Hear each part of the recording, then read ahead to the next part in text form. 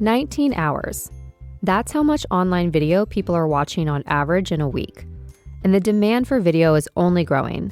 If you're a content creator, you know the struggle of picking between quality and quantity to grow your channel, especially if you're on a tight budget. But who says you can't have both?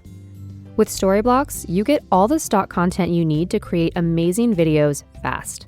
While most stock libraries have expensive pay-per-clip pricing, Storyblocks gives you unlimited downloads for one set price. Download anything from a library of millions of 4K and HD footage clips, After Effects templates, music, sound effects, images, and more. Everything is covered by our industry-leading licensing that lets you share your videos anywhere, anytime. Plans start at just $15 a month. Find all the stock you need and create faster than ever, so you can tell your story your way. Visit storyblocks.com/redcircle to learn more.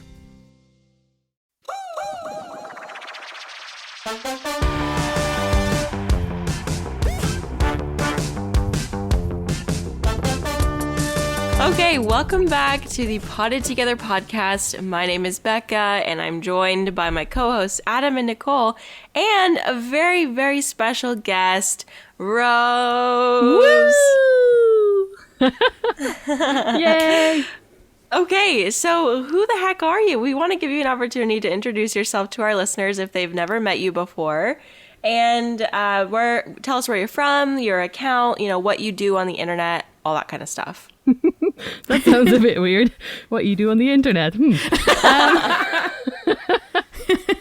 So, hi. I'm Roos from the Netherlands, and I create planty content on my Instagram account, Plant with Roos, and also on YouTube, I'm Yoga and Plant with Roos, because originally I am a yoga teacher, and that used to be my yoga account, but then I started making planty content. It's way more fun. So now I'm full-time making planty content and sometimes teaching yoga events. So I guess that's what I do. Fun. Awesome. I think I've said this on the podcast before, Rose, but I thought your channel involved kangaroos because I thought it was Roos, the way you spell your name. And for the longest time, and we were even chatting back and forth, and I was like, oh yeah, Roos. Like, I had no idea. I felt so stupid.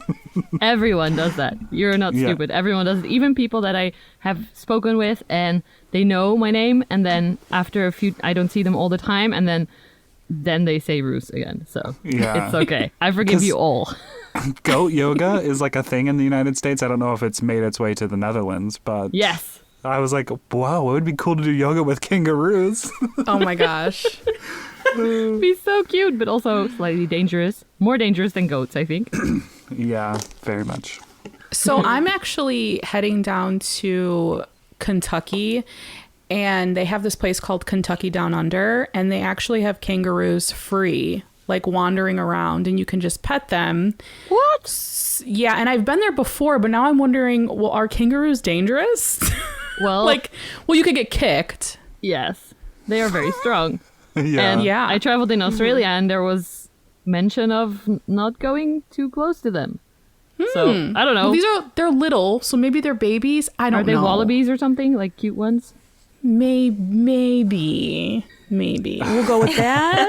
I'm kind of second guessing this trip. I don't know. Maybe we won't go there. No, do it. Yeah, they're so cute. They're so cute. My best friend lives in Australia, and she'll send me photos of her like walking up close to them. I mean, not like, I think there's like, you don't go up to like a male or something like that. Like specific ones you can. Right? I don't know. But she sent me videos before of her getting close to them. So I think that it's okay. Because they're just like on the road. Like on the side of the road, just like hanging out. Yeah, that's wild. Crazy. Which is so weird. Very strange. Like cows in the Netherlands. Yeah. And out here Exactly. in the Midwest, you can cows are just crossing the road in some situations. Yeah. Don't hit them. Oh my gosh. They're everywhere. Okay, so I'm really wondering, and I don't think that I know this, or I don't know if you guys know this, but how did you get into plants? I mean, I know that's the most basic question, but what was it that got you into this? Actually, my mom told me maybe a year ago when I was all in plants. She's like, "Oh yeah, I used to go to the greenhouses and I knew all the Latin names, and they wouldn't ask me anything because they knew I would just wander around for hours." So I think I was raised with plants, and I have some plants of my grandma even now. Oh, I love that. So they all just have plants, and when I went to university, my mom gave me some plants for in my room. So I've always had them, but when I became like into them more than just as a decoration, basically, was when I had a burnout in 2016. I still had an office job then, and they were not very supportive. And so I tried to give the right support to my customers, but I didn't get an extra colleague, which I actually needed. So I had a burnout, and it was pretty bad. So I couldn't do much, and I would watch YouTube, and I found these videos of repotting orchids, just really simple repotting orchid videos, and it was very satisfying to watch. And then I thought, well, I have some orchids, let me try to repot them. So I did like one orchid a day, and it was just a really, really small task, but it felt really like satisfying, like I did something useful that day. And that's when it kind of started, and within 3 months, no, I think it was within a week, I got 50 more orchids, 50. Wow. Jumping in. All for free, by the way. I didn't buy them. I went on Facebook groups and local Facebook groups, and I said, does anyone have any sad orchids that I can try and rescue? Because that was like the challenge that I saw in those videos. So I had those, and I rescued a bunch of them from old ladies that basically some of them just didn't have a flower spike anymore. And then after a while, it was pretty boring because they grow so slowly. Sorry to any orchid lovers out there. So I got more into aroids, which grow a lot quicker. And then because the orchids were much happier, I gave a lot of them actually back to the old ladies that I had gotten them from, not the specific ones, because that was all chaos. But yeah, I went back and made them happy with new flower spikes. And then I moved into aroids and then Hoyas and begonias and the things that I like now. Yeah. I feel like a lot of us got into houseplants to help with our mental health. I really do. Like I feel like, you know, the pandemic alone just brought a lot of people into the houseplant community, and all for mental health reasons. And we're home, and it's just making us happier, and that's a great story. Yeah, I really like to focus on, I call it plant therapy, because it can be not, for me, it was the satisfaction of doing something, but it can also just be a mindful thing, like from a yoga perspective, mindfulness and meditation. Just taking care of your plants can be super mindful and meditative. Is that the right way of saying it? Meditative. Sounds like it. Meditative? Meditative? Yeah, I think so. So, yeah, I really like the aspect of it. And it can also be a challenge. So it can have so many different sides to whatever you need in the moment. And I really like, actually, I was listening to an interview with Becca on a different podcast. And you were saying what I really support as well, that it's okay to have, if you feel the pressure and the overwhelm of the plants, which happens to a lot of us after the first hoarding of all the plants, that it's okay to let them die. Or maybe it was even on this podcast as well. To not do anything. If you don't have energy to sell them, then just let them sit and wait until you do have energy again. So yeah, we've brought that up in a past episode, which I feel is very important, because sometimes you just, you know, they're too much, and especially with our big collections, it can be a little overwhelming. So that's definitely a good point.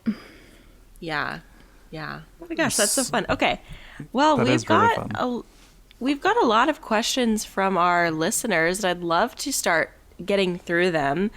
Well, okay, the first question here. Okay, so are there any plants that seem easy to find in other places? Well, okay, hold on. Actually, I want to hear about the plant market is it the Netherlands or just Netherlands? The Netherlands. The Netherlands. Okay. I always say Holland, but officially that's not right, and people get pissy about it. But I just say Holland because it's okay. It used to be what I called the whole country, but it's actually only 2 provinces, which I do live in one of those 2, North and South Holland. But it's a much easier way of saying than the Netherlands. So, yeah. Well, you know what? It's funny because I have no concept. Like, I know where that is, but what you just said to me, I'm like, what? Like, It's fine. I've heard of it as Holland before, but then again, it was always like, oh no, that's not what it is anymore. It's a little confusing, like that whole, is it, so it's not a part of the UK, it's like its own independent, like sovereign nation, like the Netherlands is its own separate, or what, is it attached to another country? Like, what's the deal? We are attached to Germany and Belgium, and maybe But not- Luxembourg, but not the You're UK. not governed by them. No. I mean- We're a separate country. We're tiny, but we have 17 million people. And Dang. I was on a different podcast and we did some calculations that of course I now forgot, but we're about as big as Vancouver Island or the state of Maryland. Okay. Whoa, and there's If that means 17 anything to million you. people in the stat. Yeah. Wow. That's wild. Yeah, it's You pretty know, crowded. A little Snapple fact. And all the tulips? Like, what? How do you fit? I think apartment buildings or something. I don't know. A little Snapple fact that I don't think either Adam or Becca knew, but Ted, my stepdad, was actually born in Holland. I don't know much, but yeah, he was Oh, born out really? there. Yeah. That's yeah. cool. Wow, that is cool. Yeah. That is a Ask fun him. Snapple fact. Ask him where he's from. Yeah, and I if he should. still speaks Dutch, I'll want to chat with him. He speaks Polish because his parents were both Polish, but I feel like he may know some Dutch. Fun. And they visited Aruba. Well, they had a condo in Aruba, and that's like a Dutch island, and they speak it out there too. So they kind of Yeah. like picked up on some stuff. So Nice. yeah, Ooh, that's Yeah. fun. Yeah, so we're a tiny country, but we do have like 3 islands in there. Aruba, Curacao, and Bonaire are officially Dutch, or now they're, I don't know. And yeah, we used to take over a lot of parts of the world, which is embarrassing, but these parts I think are still okay. I just booked a cruise in 2023 to go to those 3 islands, the ABC Oh. Islands. Ooh, Yeah. Nice. Ooh, that's I'm excited. fun. You'll hear some Hey. Dutch. I'll take some tulips. Just kidding. Yeah, I love it. Okay, so what led me into that question was we had some questions about the plant market in the Netherlands. Like, what is it like there? I've heard that it's one of the best places in Europe to buy plants. So what is that like being in like a hub? And why is it exactly a hub? Because it's not necessarily tropical. So why? How did that happen? Do you know? Well, I compared it to, I think the Netherlands is like Florida of how Florida is to the US, the Netherlands is to Europe, except the weather and the crazy animals, but luckily. But yeah, I think it's a long tradition of growing certain plants here because a lot of the, this is becoming a history lesson now, but a lot of the country is we created the land. I didn't, but people created the land by putting up dikes and stuff to block water. And then it created very fertile soil and flat land as well. So I think that's why we also, where I am specifically, is a very, like a hub of the plant growth, because it's such, I don't know, it's the right soil and the right land and stuff. Also for the bulbs, the tulips and all the flower bulbs are actually starting to bloom now. So it's a really nice time of year. If you ever want to come visit, April, May is really, really nice, especially in my area. But I don't know exactly why the trade is there, but it's definitely all the plants here. There are a lot of plants that are produced here and just exported. And then also they're much more available here. So any rare plants, like rare in the trade, not rare botanically, but to find them here, you'll find them in a garden center for like 10 euros. And then in the rest of Europe, maybe it's like 20 or 50. And then in the US, it's 200. So yeah. for some Gosh. plants. So I think it's a lot that is being highly produced. So I went to a greenhouse once. I did a video of one, a tour. We got to see behind the scenes, which was really cool because it's all automated. Literally everything. Like there's a whole part where no people ever get to. And there's machines that bring the right tables, as they call them, the things with the pots on them, to the front when they need them. And they move them to the right situations and the water, and everything is automated.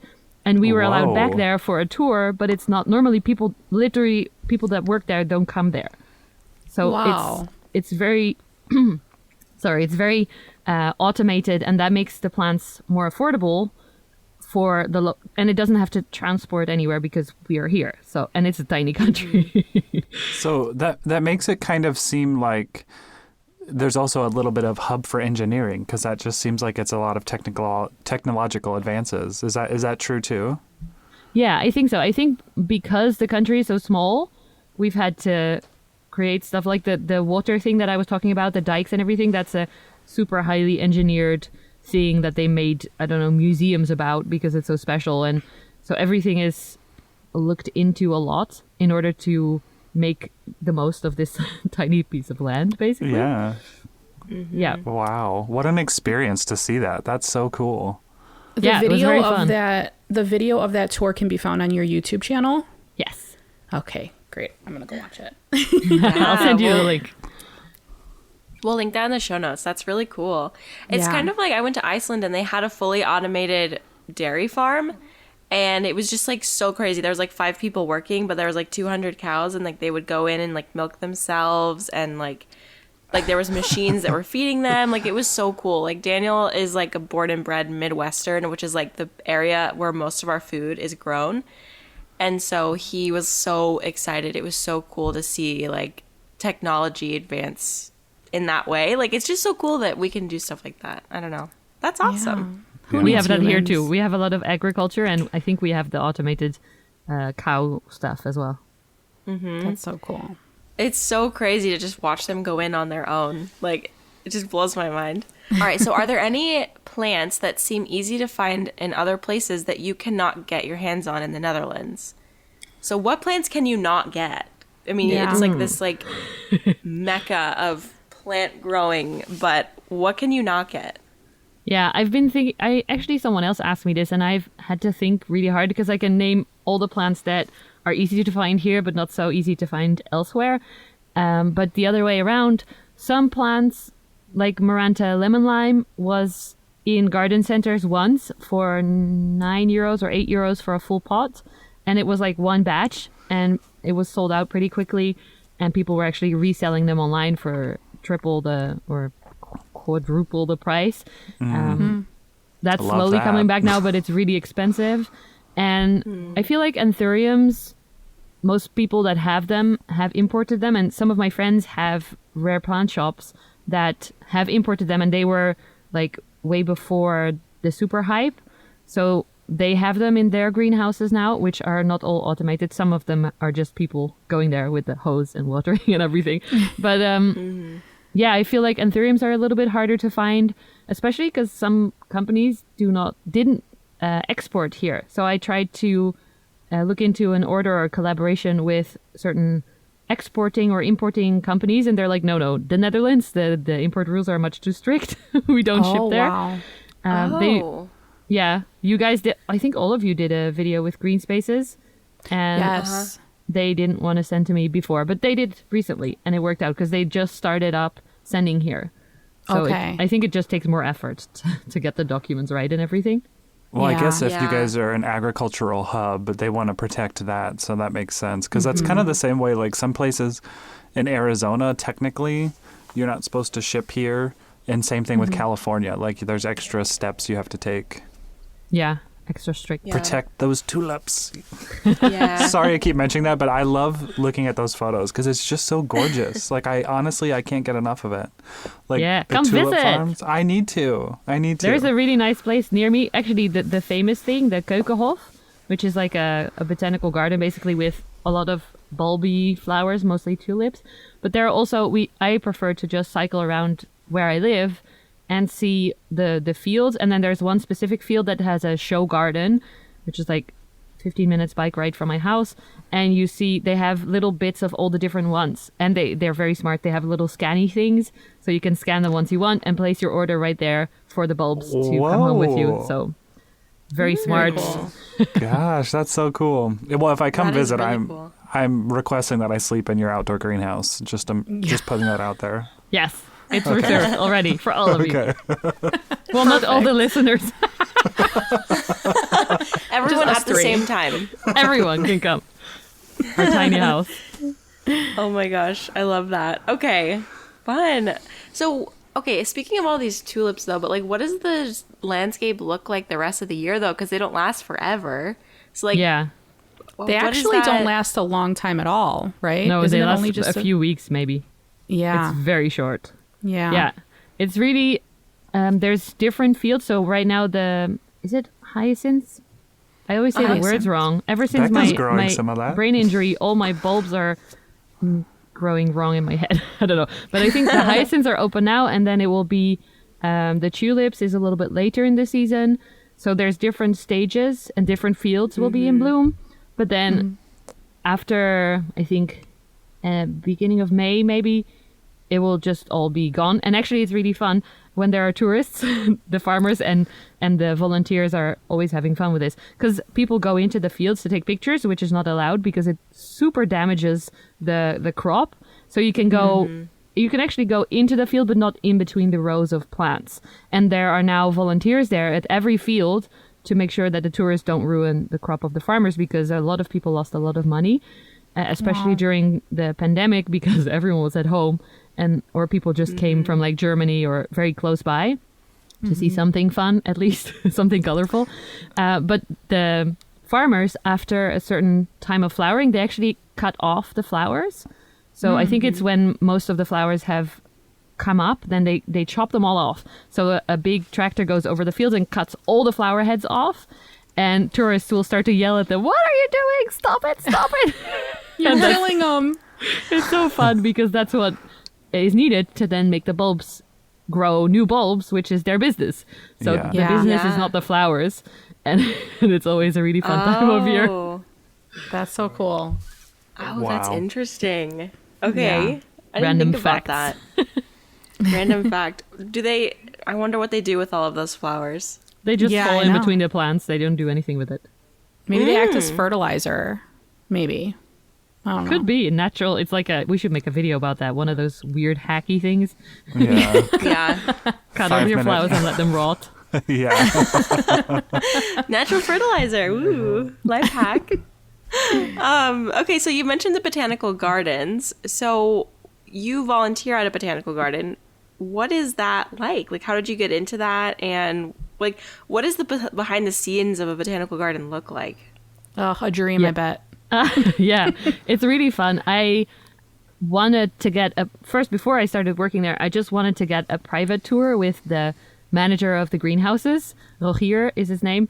And I knew him because he has an Instagram account as well. But I thought he would never show me behind the scenes if I didn't have like a group organized. So I organized a little group adventure and then asked him, and he was fine with it.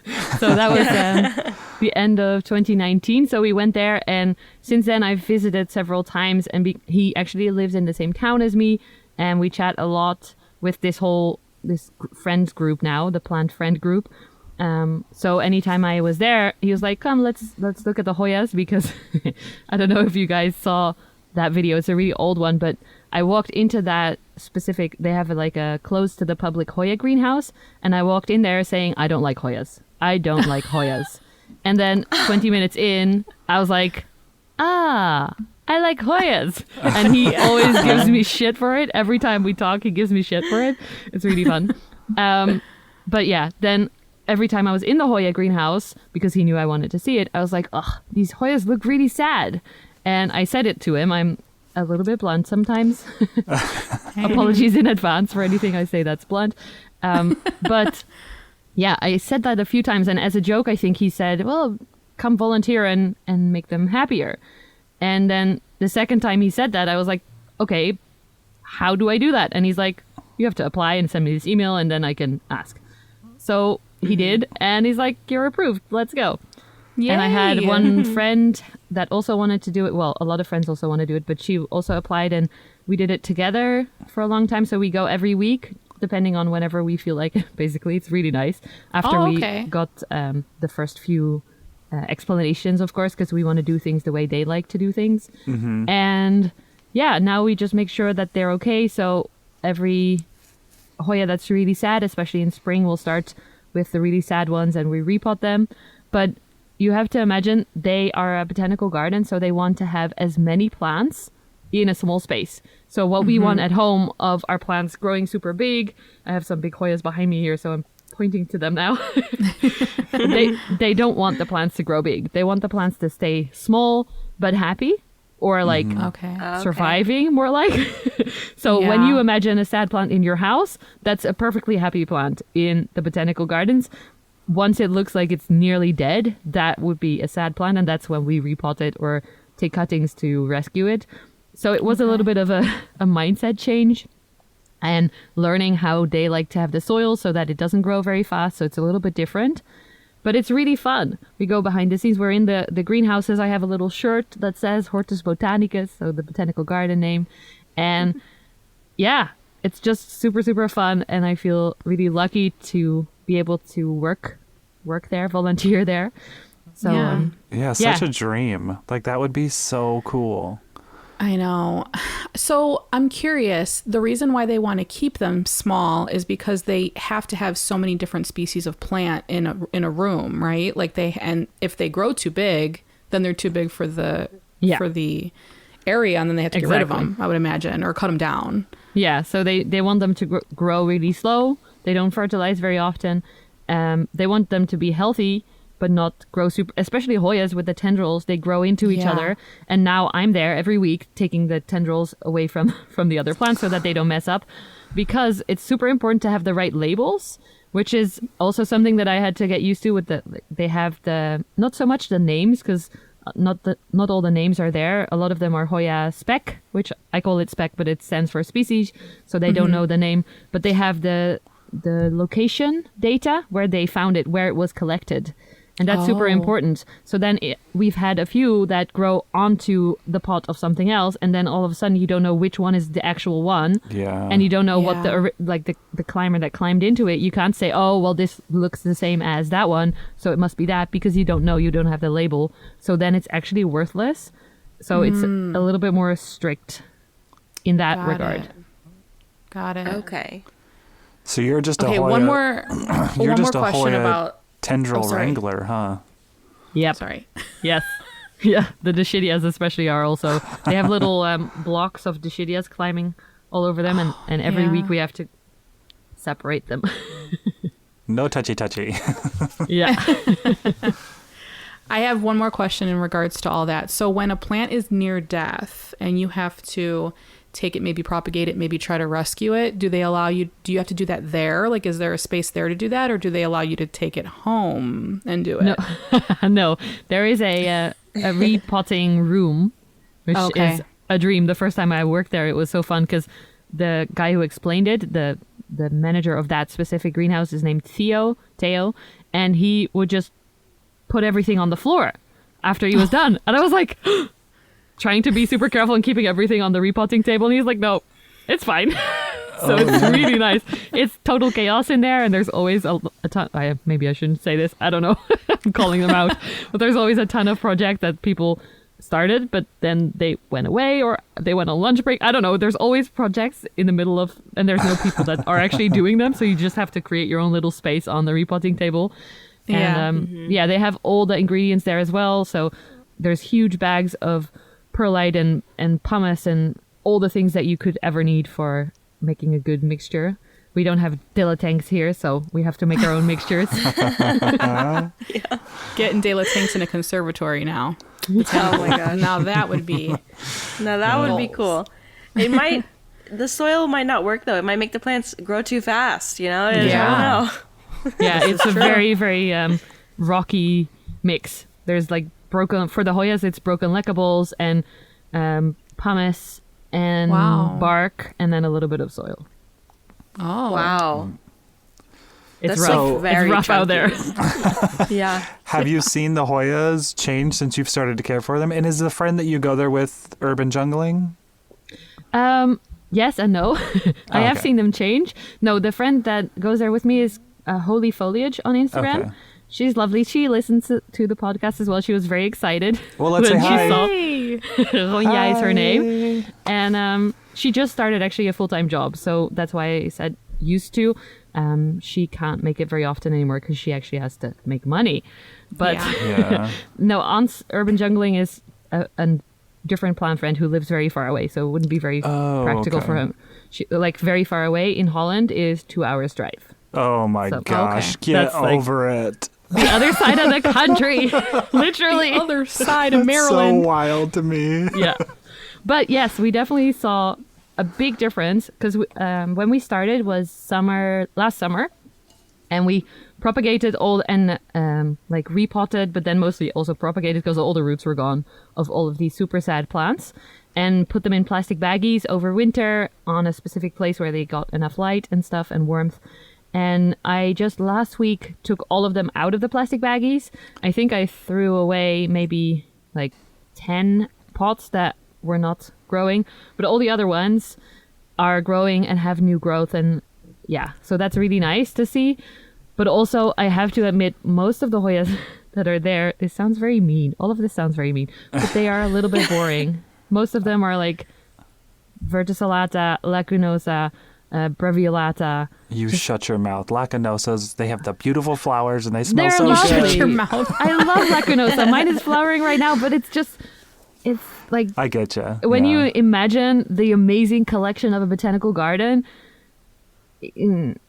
Maybe I don't because see a lot of I've been there too Hoya. many times. I don't see a lot of Yeah. Hoya in botanical gardens that I visited. I haven't visited a lot, but it's just not a very common plant that you would see It's in not. those. And Yeah. honestly, like if you had a Hoya botanical garden, that would be so cool. You should Yeah. go to Paris. Paris has a botanical garden, Jardin de d'Auteuil. I forgot the word.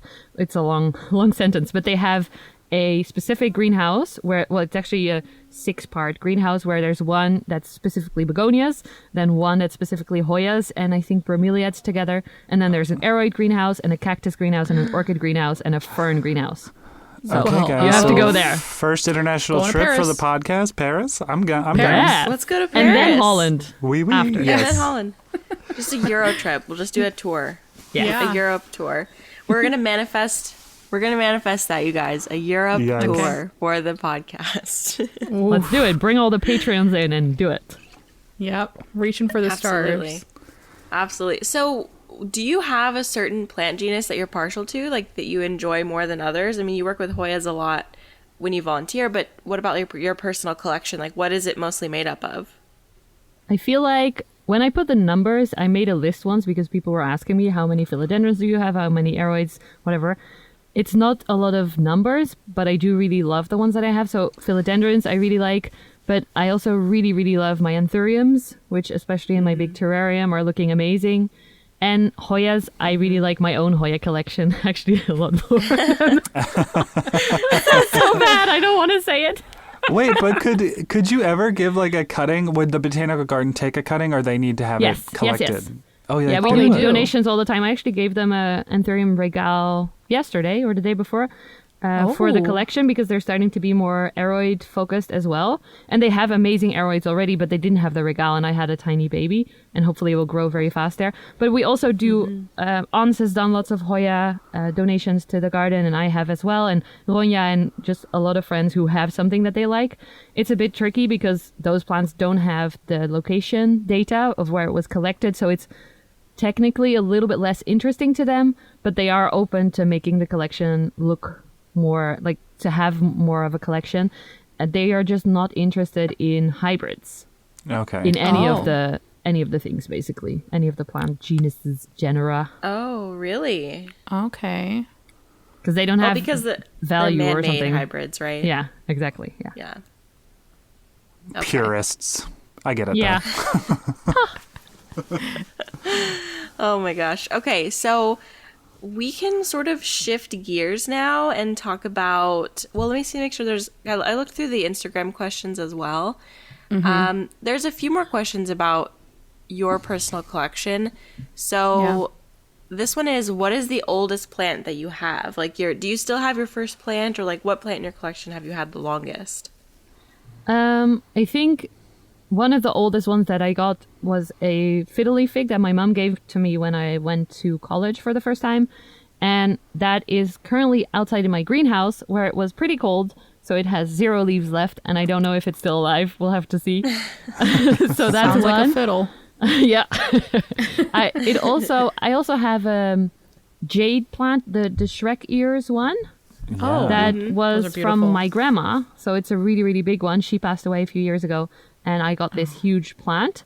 And I made cuttings for the whole family, so everyone now has Oh, the that's little so jade plants that came from special. grandma. Oh, Yeah, it's really Oh, nice. that's special. Even though I don't actually like jade plants normally, but this one can stay. 'Cause I feel Yeah, like I 'cause feel it's like though when the grandma. jades get big and they kind of form almost like bark and like a tree, they look like a little Yeah. bonsai tree. I think that's so cool.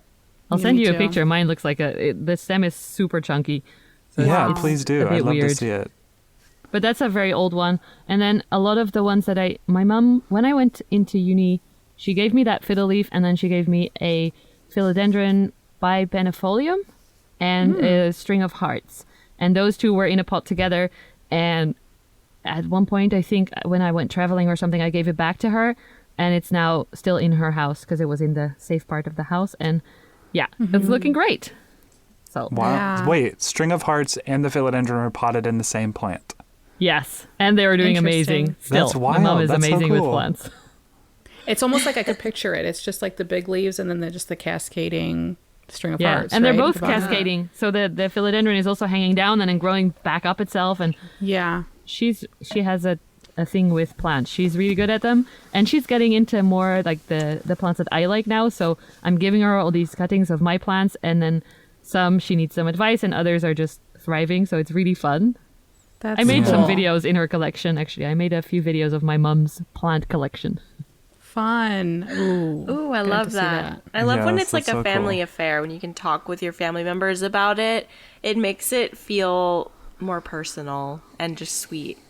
Yeah, really sweet. and it's definitely a generational thing. Like plants are timeless, so you know, grandkids can have fun with grandparents and talking about plants, and it's just so fun. That's amazing. For sure. Yeah. Yeah. Okay, so we're going to switch gears a bit, and we're going to talk about like your YouTube channel and just being an online creator. So let's see, what's your favorite thing about being an online creator? What do you love about it?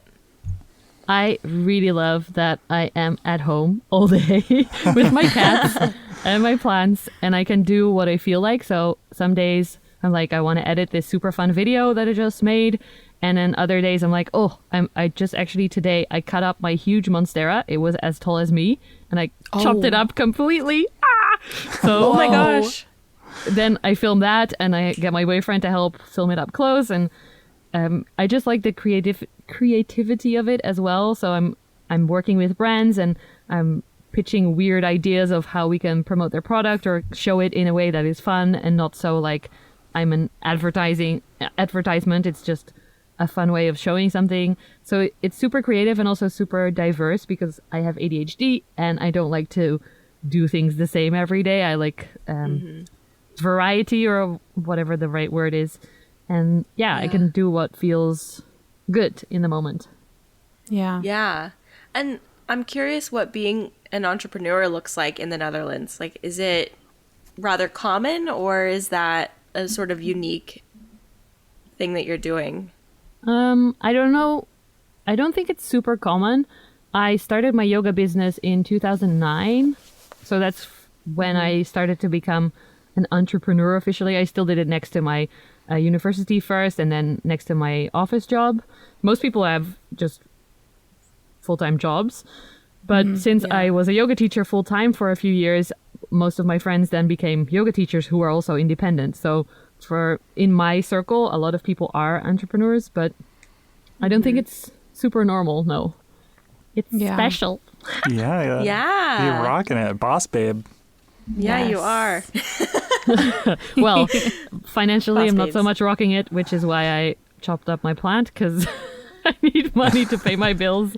My car broke down. The brakes stopped working a few weeks ago. Like, Oh no. scariest thing that can happen in your car. So I had to pay the garage, and then I didn't have any money to pay for the other bills. So Yeah. Yeah, you know, being an entrepreneur is not the easiest thing, definitely. And Nope. I've been in it since 2006, like right before I had my daughter, and it's just I don't know. I've switched professions a couple times, within being an entrepreneur, and it doesn't get easier. Like, you figure things out along the way, and like, you kind of know what to expect, but money, like, unless you're in that top percent, money's always a struggle, I feel. I don't know, but Yeah. hang in there. You got it. You're still a boss, babe. Yeah. Yes. Okay, so what platforms are you currently on? So you're on Instagram, YouTube, TikTok, and like, what is that? How do you like structure your days? I don't. Yeah, because you Same. said you have ADHD. Like, how? I don't like structure. Yeah. I do have some, because I didn't, well, you guys probably know, but I have a brain injury that I got from a fall 2 years ago, and it's pretty funny because I went plant shopping and I was so excited that I put all the plants in my car. They were not for me, for someone else, but I spent a lot of money for her, and they were amazing plants. So when I went to bring the cart back, I jumped up on it and it toppled over and hit me in the head, and I got a concussion and a big what do you call it, like a gash in my forehead. I have a scar now, which I think is very ugly, but most people say you can't even see it. Yeah, It's fine. you can't see it. I can't. I get it Yeah. though, but yeah. I see Yeah. it, but other people don't see it. But I still have, like, the scar healed pretty quickly. I had 2 black eyes, and I filmed a fun video with that, which I thought was pretty funny to watch back now, with me, my face just looking horrible. Filmed a video to show all those plants, because it had to be done. There had to be a hole, of course. But now is it 16th of April yet? No. But then it will be 2 years since that fall, and I still have concussion symptoms. So some days I get super headachy all the time, or I can't stand the sun, the brightness of the sun. Driving my car takes much more energy, and sometimes I get lightheaded from being tired, and in my car that's just not fun or dangerous. So I try to be very mindful of my energy, and some things that I do as structure are morning mental health walks, and then I try to do some fitness right now, because I did lose a lot of my fitness and strength and everything because of 2 years of a brain injury. And then I do some yoga, and then I start the day. So that is kind of structure-y, but I feel really good after it. I don't do it every day, but when I do, when I have done it, I am much more productive as well, and I just feel better. So I try to do that, and then the rest of it is just, I have a little board that I don't often look at, but a whiteboard with all my projects that are still open, and I just film what needs to be done and then edit. I post every Wednesday on YouTube, so I try to edit. Is it Wednesday tomorrow? Yeah. Yes. I still have to edit my video. I will do that tomorrow. So it's all often last minute. I sometimes hear you guys talking about how you planned in videos for like a month, and I am in Them shock. too, not me. Yeah, that's not me either. And then Instagram, I kept my Instagram really easy and accessible for myself. And I think that's why I'm still doing it, and it's a success, because I literally sometimes just take a picture of my plant and then decide that's good enough, I'm posting it. I don't take pictures with a camera or make it super fancy.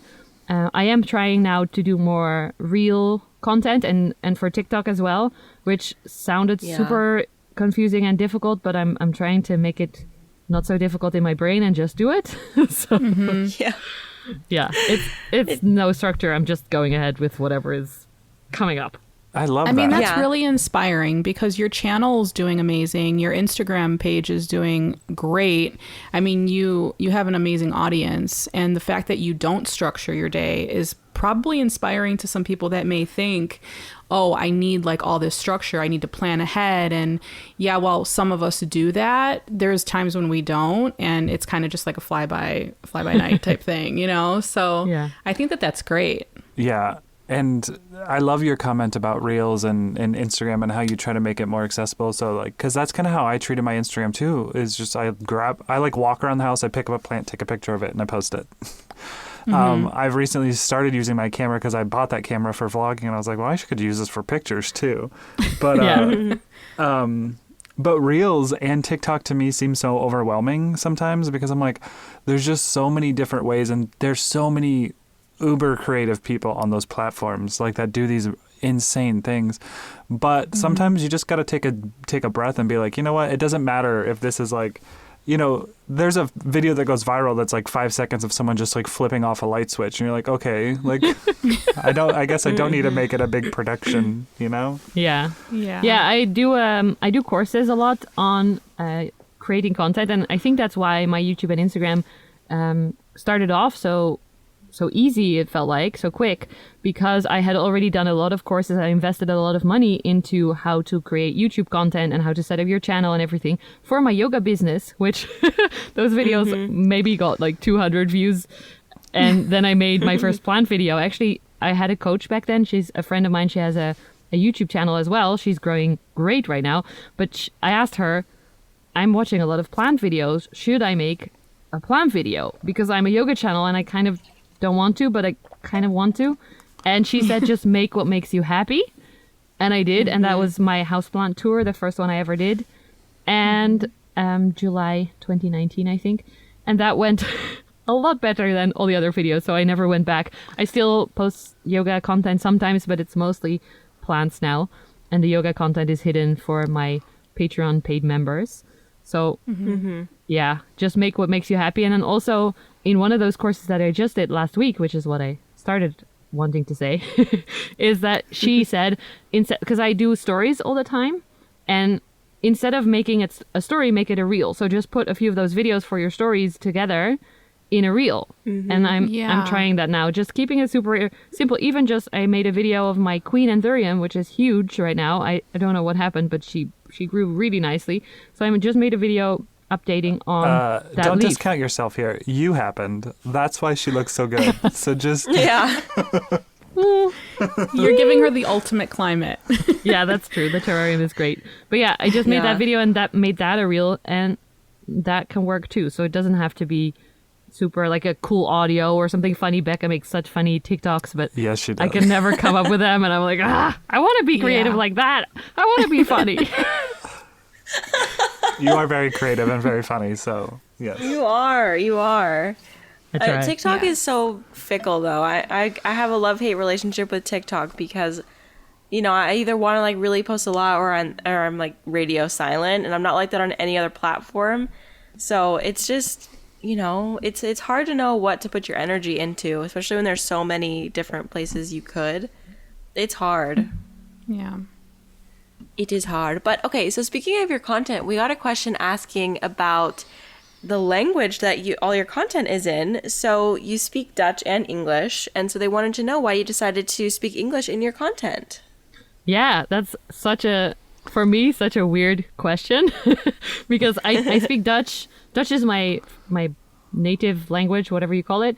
I also speak some French and some German, but my dad is an English teacher. They used to try and speak English when they didn't want my brothers and I to understand what they were saying, so we learned real quick.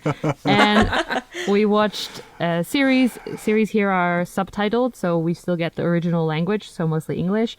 And then I studied in the UK, and I traveled around the world a few times by myself. So it was all in English anyway. I did my master's degree in the UK, which was, of course, all in English. So, yeah, for me, English is a second language, if you can say it like that. Like, I think in English often, and I dream in English, and why would I make content that only 17 million people can listen to? Well, that's a lot of people, but Yeah. still. But if I can reach the whole world with English, I have had some discussions with people being a little bit mean about why are you ashamed of your own language? Why are you not making content in your own language?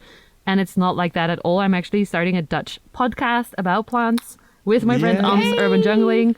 So it's not that I don't like my own language, but I like reaching a lot of people.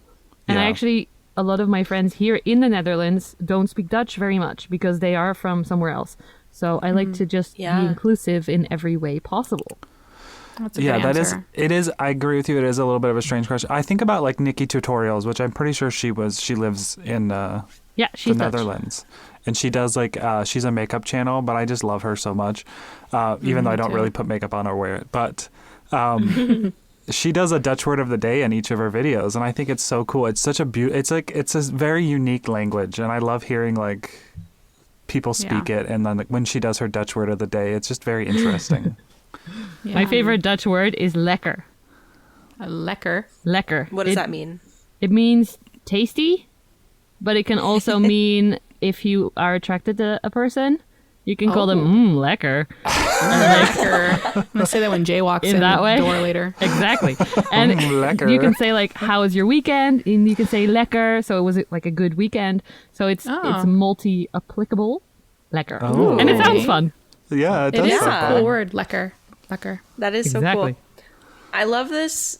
Like, I love this language blending and being multilingual. It's just such a gift, and I'm so jealous. It's really, really cool that there's so many languages, like, surrounding you, and I don't know, it's interesting to know that you speak all these different languages, and I, like, want to talk with you about your travels. I know I that's not what we were this really podcast kidding is 50 about, minutes, and I was like, I want to know your whole life now. but I know, you said you did, like, solo travel. Like, I love solo travel. Like, well, okay, because all three of us, the Potted Together team, we love traveling. So, like, do you have, like, your best travel story that you just, like, love to tell people? I have a funny travel story. I am Yes. ADHD, of course. So after I did a university course, my master's was in development and human rights. And all my essays and everything and my dissertation were all about Asian countries. So India and Nepal mostly, and then also Myanmar, which people call Burma.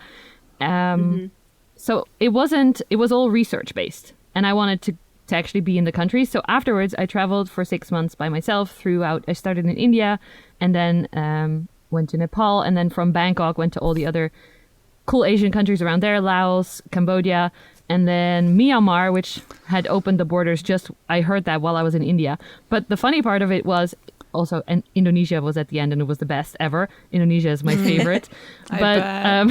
When I was in India for about 2 or 3 weeks, I was getting student loans, I think it's called, every month, and it was about 900 euros, which is a lot. I loaned the maximum because my parents don't have a lot of money. I have to pay for everything myself, so I got the maximum loan.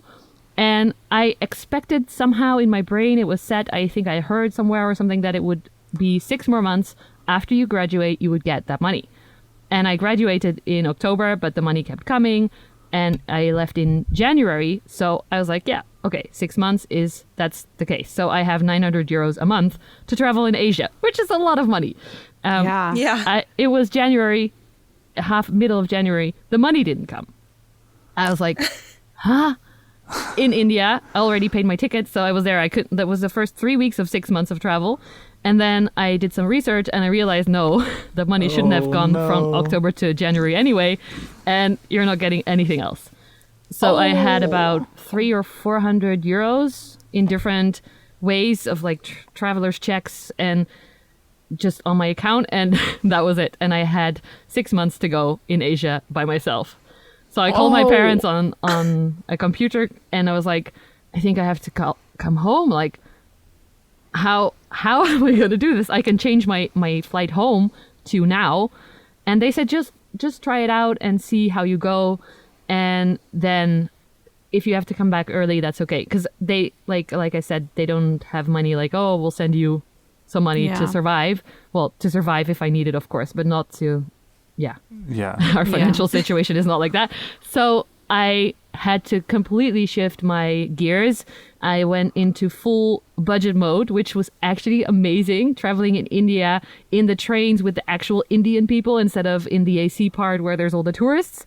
So it was really interesting and really fun. I slept, instead of hotels, I slept on the top of the cheapest hotel in a tent. Because the tents were, like, the rooms would be 200 rupees, but the tent would be 80 rupees.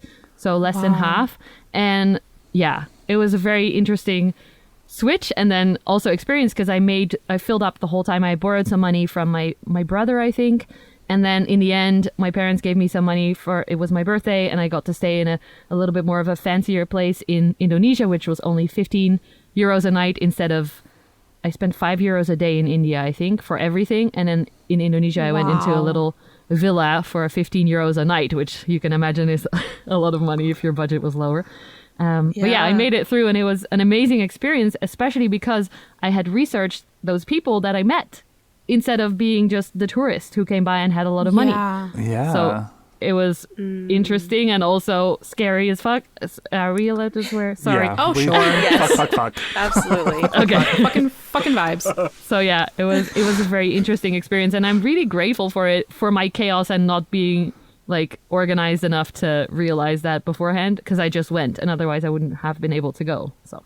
Yeah. Oh my gosh. Bless your That's parents. incredible. Bless your parents for encouraging you to just like forge through, you know? Yeah. That's so And figure special. it out. Essentially, like just figure it out. Yeah. That's amazing. You went to And I all these bet- places before you liked plants, so I'm guessing, right? Because a lot of our Hoya come Yes. from those regions. I know. I was like, Indonesia.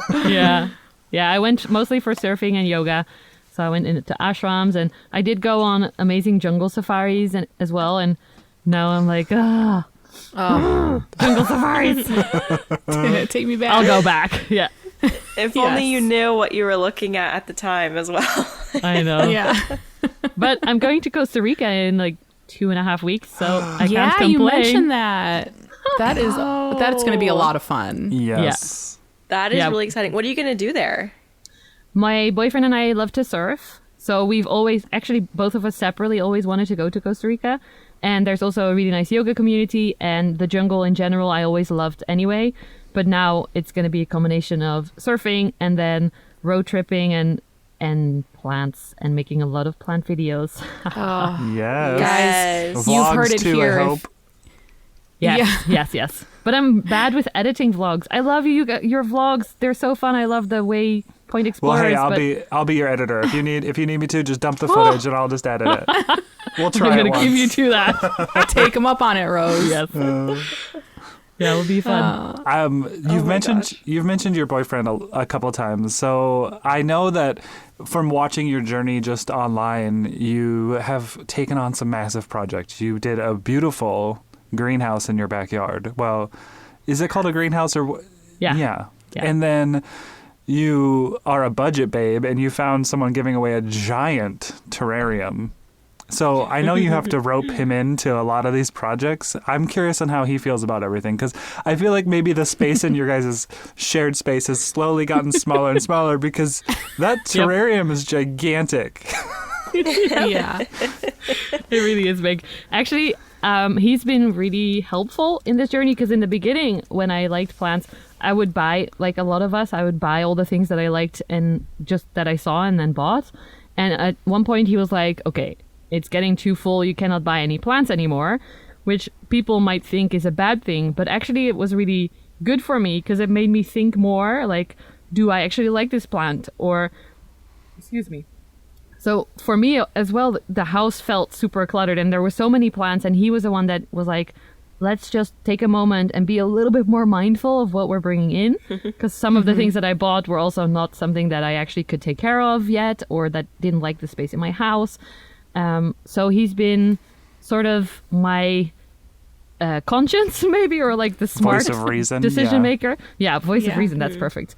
So every now and then he'll say like, we need to get rid of some plants, and I'll either sell them or say like, no, it's going to be fine because it's winter now and everything is crammed in this one space where there's light, but it's going to be better when it's summer. That's my excuse for everything. Sorry, boyfriend. There's grow lights in different places that he doesn't like. He doesn't like the grow lights in the living room. So I told him you can always switch it off if you're here. I'm mostly here anyway during the day, and he's not. So we have good agreements about it. And he actually was the one who came up with the idea for the terrarium, because upstairs here where I'm sitting now, I had a grow tent, one of those ugly black things to survive my plants in winter, because my house is super, super old and badly insulated, like so badly insulated. It was about 6 to 9 degrees Celsius here, which is like 6 degrees above freezing. So like 38 maybe in US weirdness. That's a good way to So put I it. actually had, sorry. I'll accept that. No, it's true. I actually had a lot of plants die that lived upstairs because it was too cold. They died back and were not very happy. So I had the tent here, but it was ugly and taking over our beautiful upstairs space. So he said, can we not make that into a terrarium so that we can actually see the plants that are in there? Because I didn't even look in there very often anyway. Amazing. And I was like, yes, And then I wanted to start small with the terrarium, but I found this terrarium that I have now, which is, the tank is 150, so that's, meters and inches, but 1.5 meters by 1.2 meters. And so it's taller than me because it's on a little thingy. A platform, But yeah. we brought it home, and of course it didn't fit through the hole of the stairs because our house is very small. So we actually had to find a different place to put it, and that's where it landed in the kitchen, because that's kind of an area where we didn't do much useful things anyway, so it's not really in the way in that regard. But yeah, it was his idea, so Love a supportive partner. That's sweet. yeah. But we do there's sometimes these jokes online, like sneaking plants in and like wanting to take over another room from the house, and your partner won't let you. And I think he is the person that I love most in the world, so why would I try and trick him or like sneak things by him? Like, he's my partner, we're in this together. So when he says it's too much, I will explain why it's too much, and if he still says no, it's too much, then I will change something so that he feels comfortable in his own home as well. I think that's really important. Oh, that's sweet. You're a special person. Yeah. Well, he's a special person. He's so nice. And he doesn't complain very much at all. So when he does complain, I do listen. Yeah. Yeah. Sometimes. That's good. Most of the time. Well, I want to switch it from plants really quick and just talk briefly about your hot tub / tin outside bathtub, can we call it? I don't know, but whatever you call it, I want to be in it. So I want to come visit you. I always see you posting videos of like you getting in it, and it's chilly outside, and it just looks so relaxing in your little back area space. Yeah. And it's so cute.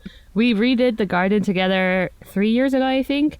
And it was all his plan. The garden is more his area, and that's also why he got more into plants, which is fun. He loves palm trees and bananas, so more that tropical vibe look. And when he made the plants in SketchUp. So we have a whole 3D thing of how he imagined the garden, and it is literally turned out exactly that way, by the way, which is crazy. It's a paradise. But he said, I want a hot tub. And I was like, this is a crazy plan. We're not getting a hot tub. It's expensive or it's impossible to make. And he made it himself from like an, I don't know what you call it, but it's like a way that they transport liquid, and they're only used once. So they're very cheap to get. And it was a YouTube video that he followed, which was called Hillbilly Hot Tub. Yep. Yeah, that's a US thing, all right. Yeah, so that's what he had as an inspiration, and then he built it himself, and it's really, really fun. I can't believe that it's actually working. We have to make the fire for about 4 to 5 hours before it's actually warm enough, so we can't just be like, oh, let's go in the hot tub and go in. But it's really fun. We go in there now. It's a tradition now to go in there at New Year's together. So we're in there while the fireworks go off, and we say Happy New Year to each other. And also when it's summer, it gets really hot, and then we can just keep it cold and go in there, and it's so nice to be able to cool down. It's luxury. I love it. I want to go in it. That's amazing. Hillbilly hot tub. I've watched videos about hillbilly hot tubs before. I was really tempted to build one, but it just seems like so much. Like, especially with a fire, like to heat it up, it takes hours. Yeah. But my boyfriend is so patient. He builds his own surfboards. He started a YouTube channel about it if you ever want to see it. But he just has the most insane amount of patience, which I guess is why he's okay being with me for 8 years already, because I leave chaos everywhere and he loves everything tidy. And What's his YouTube channel? Oh, I don't know the name actually. Something like Surf Club. We'll leave it in the show Surf notes. Crew Noordwijk, I think. But yeah, there's all these time lapses of him making surfboards. It's really fun to watch because it looks super simple, or it goes very fast when he's in there for weeks and sometimes months. Wow. So it's really fun to just see it in like 10 minutes. Yeah. That's amazing. Time lapses are so deceiving. Like, if you ever want to feel productive, turn on a time lapse and just start doing a bunch of shit, and then you feel like, wow, I did all of that. Wow. Okay. Well, do we have any last thoughts before we let her go? Were there any other questions that I think we covered pretty much all of the listener questions. Adam, did you have any other questions that we... I don't, but could we get a soundbite of you saying welcome to the Potted Together podcast in Dutch? Ooh! It sounds pretty much the same. Oh, it does? Okay, well, that's I think. boring. What's another word we can I have can you- try it. Welkom bij de Potten Together podcast met Adam, Becca en Nicole. Oh, that's so good. I tried to pronounce your names a little bit more Dutch so that it sounds... I love it. That's perfect. Yeah, I don't really have anything else. I just want to just push some blessings onto you, Rose. This has been the easiest hour, I feel like, and it's so Yeah, so for nice, real. finally talking to you face to face. And I just want to say, Yes. hearing what your master's was in, I realize now where your love for being an ally and for being such a supporter and uplifting person to all of these different groups that feel like they're less than. It's such a big deal to see, and you doing that on your channel and being such an ally for all of us is just, it's so sweet. And I just want you to know you're a blessing to this community, and I'm so grateful to know you as an e-friend and now to speak to you face to face. It's just such a blessing. Thank you. I actually never put those two together. I never thought of my studies as something that... Yeah, that's interesting. Thank Did you say human rights? I'm sorry. Did I? Yeah, Okay. development and human rights. So any developing countries and Yeah. seeing how that can improve and stuff. I never put them together. Ha, that's fun. Yeah. Thank you. You're just a It's so wonderful deeply human. a part of who you are that Yeah. it's just... Yeah, I Comes am. naturally. I didn't. Maybe I didn't tell you that, but I am a third generation yoga teacher. So my grandparents already were very focused. They were Buddhists, and my grandpa did yoga every day.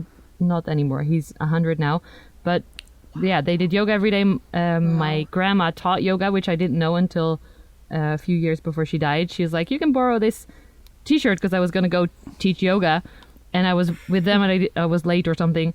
And she's like, "I used to teach yoga in this," and I was like, "What? Oh my gosh. You taught yoga?" Oh, that's So, yeah. funny. Yeah. You're like, this explains it all. Yeah. Yeah. So we're a very hippie, focused on people being happy and being the best they can be, and just being happy as they are as well. So thank you. I love that. I love it. that. I love it. Well, thank you so much for coming on the show. If our viewers want to find you online, can you tell them where to find you?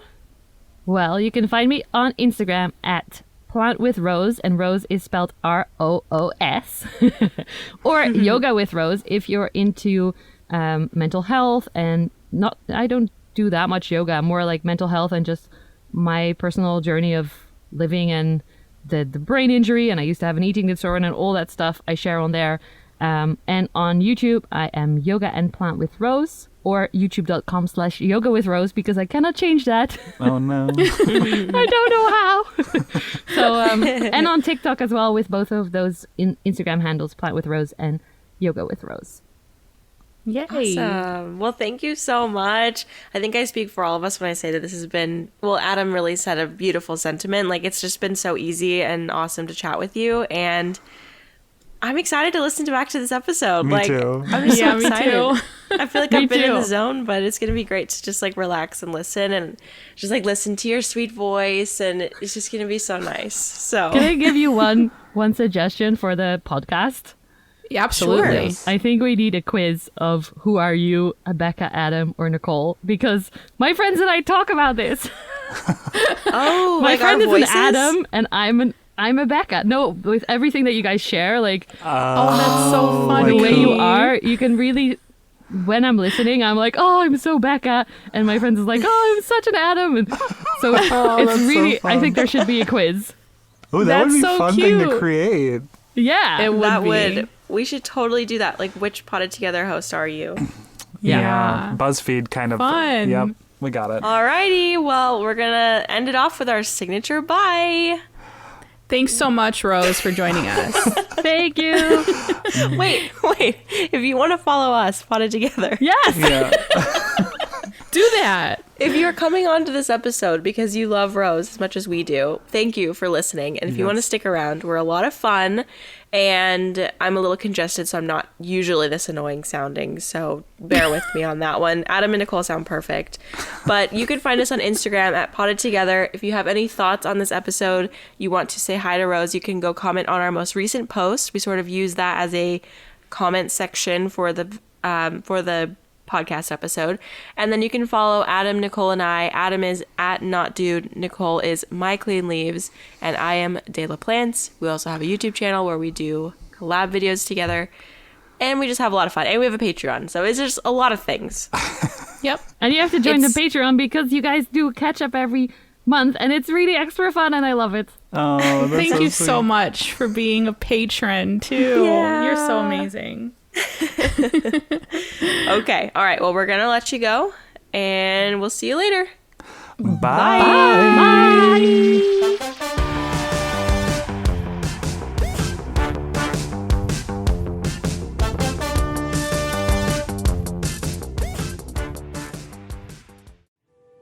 This morning in the Atlanta airport, no one's missing a meal on Mac Wilburn's watch. With 11 restaurants to serve passengers, he's got dining for every destination. And it all started when Mac talked with First Horizon Bank about opening a franchise in the airport. Now it's open for business and cleared for takeoff. First Horizon Bank. Let's find a way. Go to firsthorizon.com/Mac. First Horizon Bank, member FDIC.